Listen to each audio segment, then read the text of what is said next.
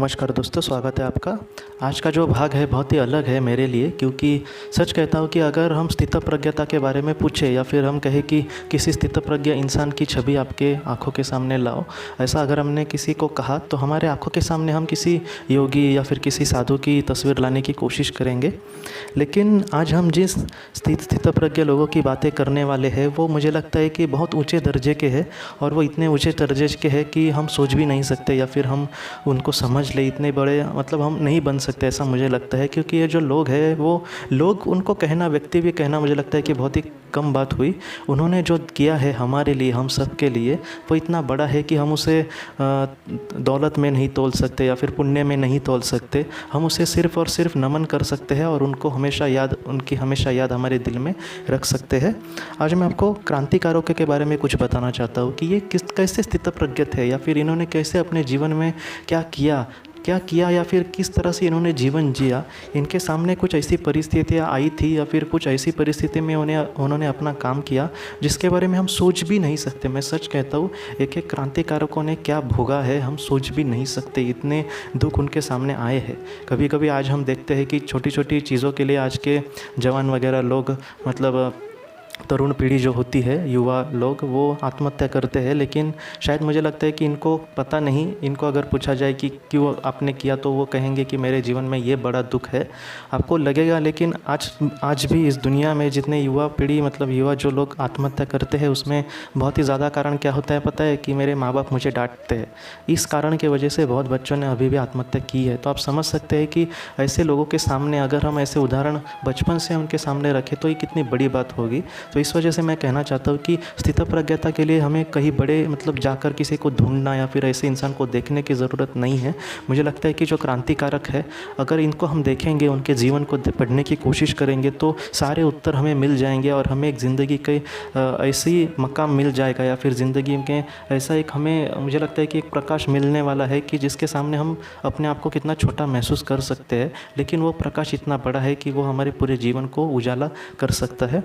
स्थितप्रज्ञता के बारे में अगर देखा जाए तो क्रांतिकारकों को स्थितप्रज्ञ मैंने जो सुना है वो सबसे पहले रामानंद सागर जी ने कहा था, और मुझे लगता है कि श्री कृष्ण मालिका में उन्होंने कहा था और बहुत ही बढ़िया तरीके से उन्होंने वो भाग दिखाया था। भगत सिंह, राजगुरु और सुखदेव आखिर में जिस तरह से फांसी पर गए, वो उन्होंने भाग दिखाया था, बहुत ही सुंदर तरीके से दिखाया था। तो ये मेरे तो विचार नहीं है क्रांतिकारकों को स्थितप्रज्ञ कहने के, ये मैंने जो पहले सुने तो वो रामानंद सागर जी से सुने थे और बहुत ही सुंदर तरीके से उन्होंने ये बयां किया था।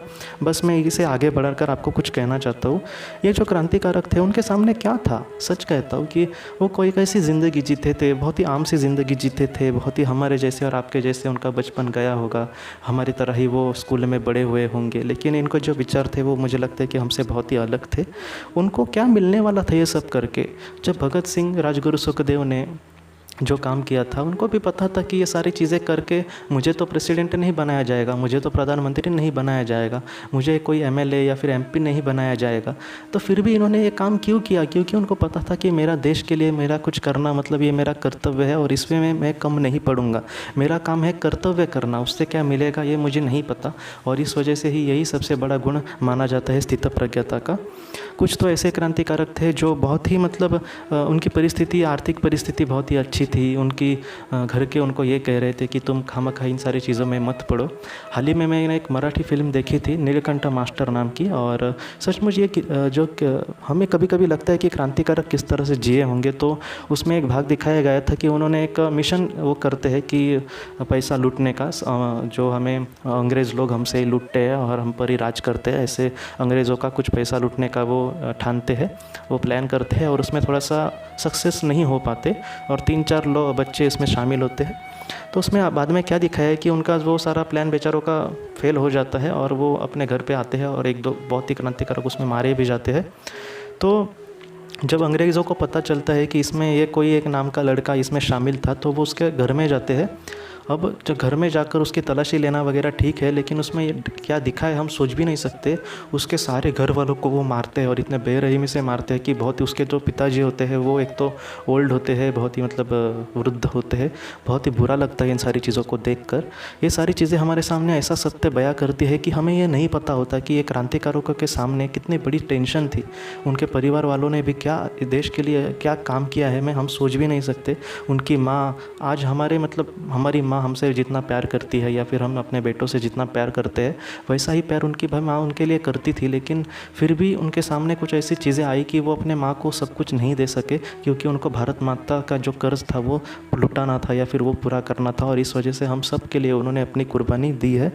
हम क्या कहें, अब सच कहे तो खुदीराम बोस या फिर अनंत कान्हेरे, इनकी उम्र क्या थी? सच कहूँ तो इनकी ज़िंदगी, मैं तो कहूँगा कि ज़िंदगी भी उनकी शुरू नहीं हुई थी। तकरीबन 16 से 20 उम्र थी इन लोगों की, और फिर भी उन्होंने सब कुछ अपना दिया, वो देश को ही दिया।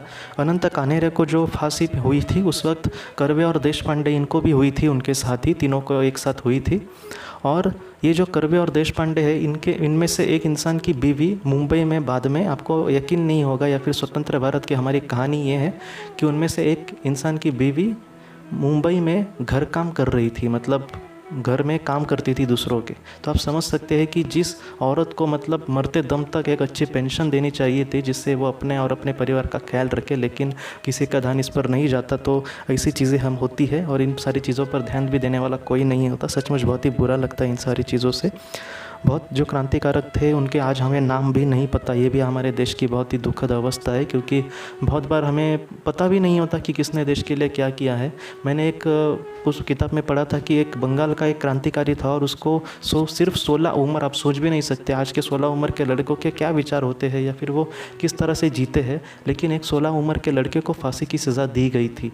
तो इस तरह से ये सारी चीज़ें हुई। तो मुझे यही लगता है कि स्थितप्रज्ञता के लिए इनको अगर हम देखेंगे तो वो सबसे बड़ा उदाहरण है। और वो हमें इतना प्रकाश, मुझे लगता है कि सूरज का भी प्रकाश कम पड़ सकता है, इतना उनका प्रकाश है। अगर हम बात करें सावरकर जी की, एक वक्त ऐसा आया था, मैं आपको ये मतलब हम सिर्फ नाम लेते हैं लेकिन हमें नहीं पता होता कि इन्होंने क्या भोगा है अपने जीवन में। सावरकर जी जो थे वो बैरिस्टर की पढ़ाई करके आए थे लंदन से, और उनका जो भाई था छोटा वो डॉक्टर थे। मतलब ये कोई मतलब आम से वगैरह भी लड़के नहीं थे, बहुत ही मतलब अच्छे ख़ानदान उनका था। और अमीर तो मतलब उस वक्त इतने लोग अमीर नहीं थे, लेकिन एक ठीक ठाक और एक अच्छा परिवार था उनका। तो एक वक्त ऐसा आया था कि उनके बड़े भाई, उनको बाबा राव बोलते थे, बाबा राव सावरकर और विनायक सावरकर जी, और ये उनका छोटा भाई, एक वक्त ऐसा आया था कि ये तीनों जेल में थे, तीनों जेल में थे देश के लिए, और उनके परिवार में सिर्फ औरतें और उनके बच्चे रहे थे। तो आप समझ सकते हैं कितना बुरा ये क्षण होगा उनके जीवन का। और उनके घर को मतलब उनको कोई मदद भी करने वाला नहीं था, मतलब कोई अनाज वगैरह देने वाला भी। क्यों? क्योंकि अगर थोड़ा सा भी अनाज दिया तो अंग्रेज़ों की बुरी नज़र हम पर पड़ेगी और हमें भी कोई पूछेगा नहीं, या फिर ये अंग्रेज़ हमेशा मतलब हमें तंग वगैरह करेंगे। इस वजह से इन लोगों को कोई अनाज भी नहीं देता था। तो आप समझ सकते हैं कि क्या परिस्थिति आई होंगी। ऐसे वक्त में ये कहा जाता है कि विनायक दामोदर सावरकर जी के भाभी ने, मतलब बड़े भाई के पत्नी ने उनको एक खत लिखा था, और उसमें यह कहा था कि क्या इसी के लिए आपने हमसे शादी करके आपके घर में लाया है ताकि आप देश के लिए कुछ काम करें और हम घर पे बैठे इस तरह से।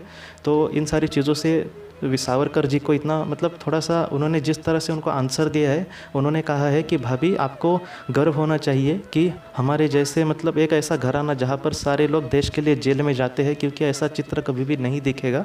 और दूसरी उन्होंने बात कही है कि बुरा लगता है कि हम 3 ही भाई हैं, अगर हम और भी ज़्यादा हम 7 भाई अगर होते तो हम देश के लिए जाते तो ये बहुत ही गर्व की बात होती।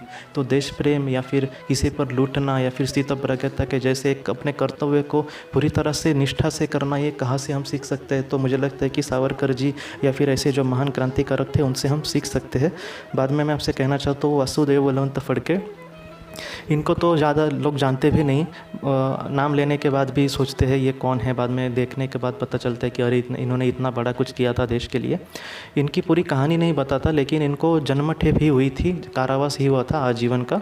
और इनके सामने ऐसी परिस्थिति की थी कि इनको एडन में रखा गया था जेल में, एडन में। और उस वक्त में मतलब बहुत ही अत्याचार उन पर होते थे या फिर बुरी अवस्था में उनको रखा गया था। तो उसके बाद क्या हुआ, इन्होंने आजू बाजू या फिर एक देखा कि ये किस तरह से मतलब जो जेलर वगैरह है वहाँ के, वो किस तरह से पहरा दे रहे हैं, इसका उनको अंदेशा हुआ। और उन्होंने बाद में ये सोचा कि मैं यहाँ से कुछ भी करके भागना चाहता हूँ। एडन का जो देश है वो पूरी तरह से रेगिस्तान से भरा है। तो उस वक्त मतलब ऐसी चीज़ थी कि उसके आजू बाजू कुछ भी नहीं है ज़्यादातर, मतलब बहुत ही दूर वगैरह गाँव वगैरह है। तो रात में इन्होंने क्या किया कि जो जेल है, जेल का जो दरवाज़ा था, जेल का दरवाज़ा किस तरह से होता है आपको पता है, कितना मोटा होता है और कितना भारी होगा वो। इनकी शक्ति इतनी थी कि वो पूरे जेल का दरवाज़ा ही उन्होंने गाड़ मतलब उखाड़ डाला। तो आप समझ सकते हैं कि क्या ताकत होगी। ऐसा अगर दृश्य किसी फिल्म में दिखाया गया तो वो किसी को मतलब सच भी नहीं लगेगा, लेकिन एक क्रांतिकारक ने एक देश पे अपनी जान लुटाने वाले एक, अब क्या कहे उनको, मुझे लगता है कि भगवान भगवान मतलब कहना होगा ऐसे लोगों को जिन्होंने देश के लिए सारी चीज़ें की। तो उन्होंने वो उखाड़ डाला दरवाज़ा और वहाँ से वो भागे किसी तरह से। और रेत में ये तकरीबन 12 से 20 किलोमीटर चले भागे रेत में। रात में तकरीबन 3-4 घंटे में इतना तेज़ भागना सच में एक बहुत बड़ा चीज़ है, क्योंकि आपने देखा होगा कि हम जब बीच पर वगैरह जाते हैं तो थोड़ा सा मतलब मुझे लगता है कि आधा किलोमीटर चलने के बाद भी हम चले नहीं सकते, लेकिन एक इंसान देश के लिए मतलब अपना सब कुछ लुटाने वाला इंसान ये देश के लिए कर रहा है, तो हम सोच भी नहीं सकते कि उनके साथ मतलब क्या ये लोग थे। तो मुझे ऐसा ही लगता है कि ये जो स्थितप्रज्ञता जो होती है वो ऐसे लोगों के से हम बहुत ही अच्छे से सीख सकते हैं। बाद में उनको पकड़ा गया और बाद में वो मरते दम तक वहीं पर रहे। और मुझे लगता है कि भगवान खुद उनको लाने के लिए आया होगा कि चल तुमने बहुत ही अच्छा कर्म किया है, अब तुम्हें मतलब ज़रा भी दुख हम नहीं देंगे, और स्वर्ग में उनको लेकर गए होंगे। चापेकर बंधु के बारे में कहूँ तो तीनों भाई थे वो सगे, और तीनों देश के लिए फांसी पर गए। ऐसे बहुत ही कम उदाहरण मिलते हैं। और सच कहता हूँ कि ये सारी जो चीज़ें हैं वो हमें इतना सिखाती है कि हम सोच भी नहीं सकते। भगत सिंह, राजगुरु, सुखदेव या फिर सुभाष बाबू हमारे, तो इन लोगों ने जो देश के लिए, और बहुत अनगिनत नाम है, मैं सच कहता हूँ ये कुछ भी नहीं है। एक किताब है मुझे 57 से 47 ऐसे नाम की, विश्ववालिम्बे नाम के लेखक है उनके। सचमुच उन्होंने तकरीबन सारे क्रांतिकारों के उसमें नाम या फिर उन्होंने जो देश के लिए किया बहुत ही ज़्यादा बड़ी है। मुझे लगता है कि 1,500-2 हज़ार भी पन्ने की शायद होगी। वो बहुत ही मोटी किताब है और सचमुच उसमें बहुत सारी बातें उन्होंने कही है। और मैं अब बहुत ही मतलब भाग्यशाली समझता हूँ कि वो किताब मैं पढ़ सका। शुरुआती दौर में मैंने क्रांतिकारों के ही बारे में पढ़ा, उसके बाद पुराण या फिर आध्यात्मिक किताबें पढ़ी, और उसके बाद ये आत्मा के वगैरह हम जो बात करते हैं उसके किताबें पढ़ी। ये किताबें जो बहुत ही ज़्यादा पढ़ी बाद में मैंने, और मैंने यही सोचा कि इस बारे में हम कहते हैं, लेकिन जो क्रांतिकारक थे वो दिल से अभी भी नहीं जाते। और सच कहता हूँ कि ये जो लगता है ना कि हमें कि ये जो ऐसे लोग होते हैं कि जो हम उनकी मोल भी ठहरा नहीं सकते, या फिर उनको देखने के लिए एक अलग ही दृष्टि चाहिए, जैसी नैन चक्षु की दृष्टि चाहिए, क्योंकि हम अपनी आंखों से उनको नहीं समझ सकते, हम अपने दिमाग से उनको नहीं सोच सकते उनके बारे में। ऐसे जो स्थितप्रज्ञता के उदाहरण है वो हमें यही सिखाते हैं कि ज़िंदगी में अपना कर्तव्य करो, कभी भी कुछ भी आपके सामने हो तो मत हारना। ये सारी जो सिचुएशन है वो कुछ पल के लिए है, लेकिन एक वक्त ऐसा आएगा जब सब कुछ ठीक होगा और तुम्हारे हाथों में ये जहां होगा, और तुम्हारे अपने हमेशा तुम्हारे साथ होंगे। तुम्हें ज़रा भी कभी भी किसी भी चीज़ के लिए डरना नहीं चाहिए, हमेशा अपना कर्म करते जाना। क्रांतिकारों के बारे में तो यही कहूँगा कि अपने बच्चों को, छोटे बच्चों को ज़्यादा से ज़्यादा बढ़ाओ, या फिर उनको बताओ कि ये ऐसे भी लोग इस देश में होकर गए जिन्होंने इस देश के लिए अपना सब कुछ लुटा दिया। उन्होंने कभी एक सेकंड के लिए भी मुझे नहीं लगता कि अपने बारे में सोचा होगा। उन्होंने सिर्फ और सिर्फ अपने देश के ही बारे में सोचा, अपने देश को मतलब भारत माता के ही उन्होंने अपनी माँ माना, और उनके लिए ही सब कुछ जितना हो सके सब कुछ किया उन्होंने। और एक दिन ऐसा आया जब भारत माता ही उनको शायद लेने के लिए आई होंगी। तो दोस्तों आज की इस वीडियो में इतना ही, मैं यही कहना चाहता था। और मुझे आज बहुत ही अच्छा लग रहा है कि मैं कुछ तो मैं क्रांतिकारों के बारे में आपको मतलब थोड़ा कण तो कहने की कोशिश की मैंने, और आगे भी जितना हो सके मैं कहने की मतलब बातों ही बातों में भी बहुत बार मैंने इन लोगों के आपके सामने नाम लिए हैं। लेकिन आज स्पेशल एपिसोड तैयार किया इसलिए क्योंकि बहुत बुरा लगता है कि इन लोगों को हम कभी कभी नहीं जानते। अनंत कान्हेरे, वासुदेव बलवंत फड़के, मास्टर दास सूर्य सेन जी, और भी बहुत सारे क्रांतिकारों के बहुत ही मुझे लगता है कि अपरिचित ही है लोगों के लिए वो। तो ऐसा लगता है कि आज के बच्चों को हम अगर इनके बारे में कहें तो अपनी ज़िंदगी में वो कभी भी नहीं हारेंगे।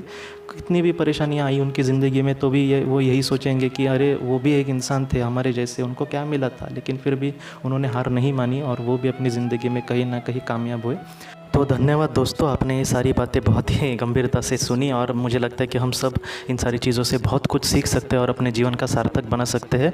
तो दोस्तों, हम अगली वीडियो में मिलते हैं। बस आखिर में आज के वीडियो की एंडिंग थोड़ी सी अलग करते हैं। पंडित राम प्रसाद बिस्मिल जी के कुछ पंक्तियाँ मैं सिर्फ बोलने की कोशिश करता हूँ और उसके बाद हम विदा लेते हैं। सरफरोशी की तमन्ना अब हमारे दिल में है, देखना है ज़ोर कितना बाजुए कातिल में है। वक्त आने दे बता देंगे तुझे है आसमां, हम अभी से क्या बताए क्या हमारे दिल में है। धन्यवाद दोस्तों, वंदे मातरम। ज़िंदगी की रोशनी ये संस्था ऐसे लोगों के लिए काम करती है जिन्होंने किसी अपने को खोया है या फिर जो लोग अपनी ज़िंदगी में बहुत ही ज़्यादा दुखी है। जो लोग इस संस्था से जुड़ते हैं उनको तकरीबन 50 किताबें भेजी जाएगी उनके व्हाट्सएप पर या फिर ईमेल पर। ये किताबें आत्मलोक या फिर मौत के बाद हमारे साथ क्या होता है इन सारी चीज़ों की आपको पूरी तरह से जानकारी देगी। और इसके साथ साथ आपको एक पास्ट लाइफ रिग्रेशन थेरेपी की ऑडियो भी भेजी जाएगी। इस ऑडियो की मदद से आप घर बैठे अपने पास्ट लाइफ रिग्रेशन करने की कोशिश कर सकते हो। बहुत लोग पास्ट लाइफ रिग्रेशन थेरेपिस्ट के पास किसी कारण के वश नहीं जा सकते, तो ऐसे लोगों के लिए मदद के लिए ये ऑडियो तैयार की गई है।